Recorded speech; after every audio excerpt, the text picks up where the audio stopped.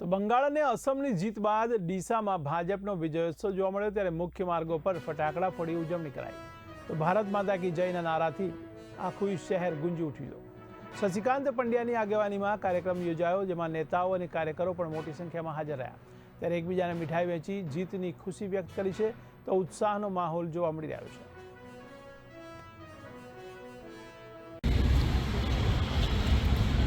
મિત્રો, સમગ્ર દેશ જેની આતુરતાથી રાહ જોતો હતો એ બંગાળ વિધાનસભાની ચૂંટણીમાં મમતા દીદીના સુપડા સાફ કરી ભારતીય જનતા પાર્ટી 2/3 એટલે 2/3 બહુમતી સાથે અંદાજે 200 બેઠક તરફ જીતના લક્ષ્યાંક સાથે આગળ વધી છે.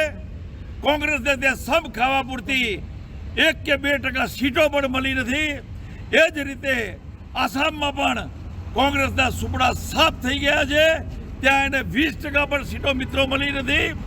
એ જ રીતે પોંડિચેરીમાં પણ કોંગ્રેસના સુપડા સાફ થઈ ગયા છે.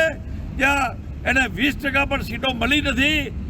આપ સૌ જાણો છો સમગ્ર દેશ ભારતીય જનતા પાર્ટીના ગુજરાતના પડોતા પુત્રો એવા બંને દેશના યશસ્વી પ્રધાનમંત્રી આદરણીય નરેન્દ્રભાઈ મોદી સાહેબ, દેશના યશસ્વી ગૃહમંત્રી આદરણીય શ્રી અમિતભાઈ શાહ સાહેબના નેતૃત્વમાં સમગ્ર દેશે નોંધ લઈ અને લાગ્યું છે સૌને કે હિન્દુ હિત કી બાત કરેગા વહી દેશ में રાજ કરેગા. એ સૂત્રને સાકાર કરવા માટે કરીને આલિયા માલિયા જમાલિયાઓને પશ્ચિમ બંગાળમાં જડબાતોડ જવાબ આપી 200 સીટ જેટલી અંદાજે સીટો જીતાડી બંગાળમાં જે મમતા દીદી વિદર્ભીઓને પ્રોત્સાહન આપી રહી હતી એનો જડબાતોડ જવાબ આપી મમતા દીદીના સુપડા સાફ કર્યા છે.